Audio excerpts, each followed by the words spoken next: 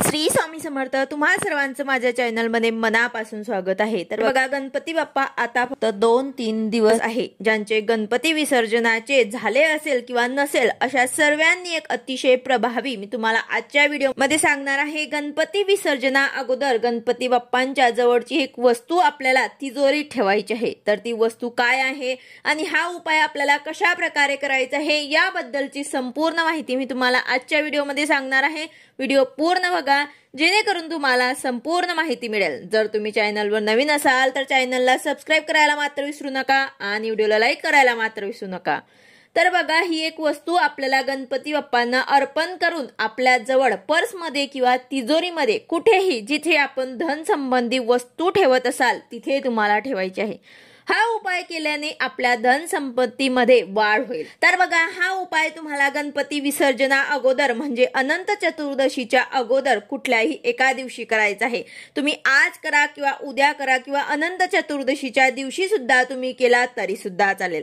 आता ज्यांचे गणपती अनंत चतुर्दशीच्या दिवशी विसर्जन होणार असतील त्यांनी त्या दिवशी सुद्धा केला तरी सुद्धा चालेल. पण ज्यांचे गणपती विसर्जन झाले त्यांनी काय करायचं आहे तर त्यांनी घरातील देवघरातल्या आपल्या गणपतीजवळ हा उपाय करायचा आहे.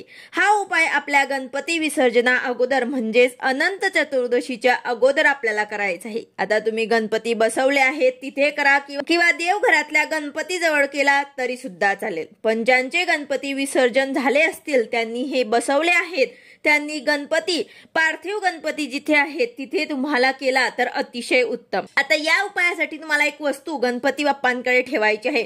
तर ती वस्तू कोणती आहे तर तुम्हाला 5 वेलची घ्यायची आहे आणि ते कुठनंही खराब झालेल्या किंवा तुटलेल्या नसाव्यात. नवीन तुम्हाला व्यवस्थित असलेल्या अशा 5 वेलची घ्यायची आहे. ते तुम्हाला तुमच्या उजव्या हातामध्ये घ्यायचे आहे.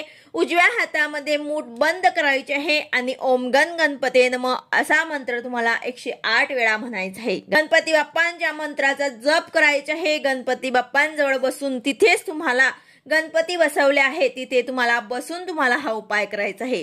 तसेच तुमचे गणपती जर विसर्जन झाले असतील तर तुम्ही देवघरासमोर बसून हा उपाय करायचा आहे. या मंत्राचा जप झाल्यानंतर ते 5 वेलची आहे ते तुम्हाला गणपती बाप्पांच्या चरणी अर्पण करायचे आहे. या वेलची तुम्हाला एक दिवस तिथेच अशाच राहू द्यायचे आहे. म्हणजे जर तुम्ही आज हा उपाय केला तर उद्या दुसऱ्या दिवशी तुम्हाला ते उचलून तुमच्या तिजोरीत ठेवायचे आहे. जर तुम्ही उद्या केला तर तुम्ही परवा उचलू शकतात. तर अशा प्रकारे दुसऱ्या दिवशी आपल्याला ते उचलून आपल्या तिजोरीमध्ये किंवा पाकिटात पर्समध्ये तुम्हाला ठेवायचे आहे. परंतु या वेलची तुम्हाला वर्षभर त्याच ठिकाणी ठेवायची आहे.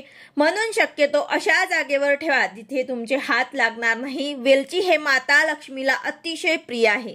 गणपती बाप्पांच्या कृपेने आपली जी काही धन संपत्ती आहे तर त्यामध्ये तर वाढ होईल. तसेच पैसे येण्याचे बरेच मार्ग सुद्धा निर्माण होतील. तसेच वेलची ऐवजी तुम्ही लवंग सुद्धा ठेवू शकता. 5 लवंग घ्यायचे आहे. 5 लवंग फूल असलेला घ्यायचे आहे.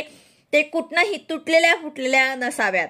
5 लवंग सुद्धा तुम्हाला उजव्या हातात घेऊन हे उपाय सुद्धा तुम्ही वेलचीसाठी जसं तुम्ही करणार आहे तसं तुम्ही लवंगसाठी सुद्धा करू शकतात.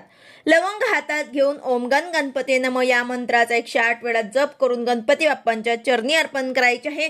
त्यानंतर दुसऱ्या दिवशी ते सुद्धा तुम्हाला तिजोरीत किंवा मग तुमच्या पर्समध्ये ठेवायचे आहे. लवंग सुद्धा माता लक्ष्मीला आकर्षित करतात. त्यामुळे तुम्ही लवंग घेऊन सुद्धा करू शकतात किंवा वेलची घेऊन सुद्धा हा उपाय करू शकतात. तसेच सर्वात महत्वाची वस्तू म्हणजे गणपती बाप्पांकडे आपण आधीच अर्पण केलेली असते ती म्हणजे दुर्वा. तर आपल्याला या दुर्वामधनं 2 किंवा 5 दुर्वा घेऊन लाल कपड्यात गुंडाळून आपल्या तिजोरीत सुद्धा ठेवायचे आहे आणि गणपती बाप्पांना प्रार्थना करायची आहे की माझ्या घरामध्ये लक्ष्मी स्थिर राहू द्या. माझ्या घरामध्ये धनधान्याची कधीही कमी पडू देऊ नका. सुख समृद्धी येऊ द्या. तर अशा प्रकारे तुम्हाला जे बोलायचं असेल ते तुम्हाला गणपती बाप्पांकडे बोलायचं आहे आणि या वस्तूंपैकी कुठली एक वस्तू तुम्हाला गणपती बाप्पांकडे ठेवून हा उपाय नक्कीच करायचा आहे.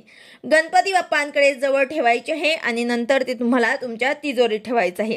वर्षभर तशीच तुम्हाला ती वस्तू राहू द्यायची आहे. परत पुढच्या वर्षी जेव्हा गणपती बाप्पा बसणार तेव्हा तुम्ही हे वस्तू विसर्जन करून द्या. पुन्हा हा उपाय करू शकतात. तर अशा प्रकारे अतिशय प्रभावी उपाय आहे.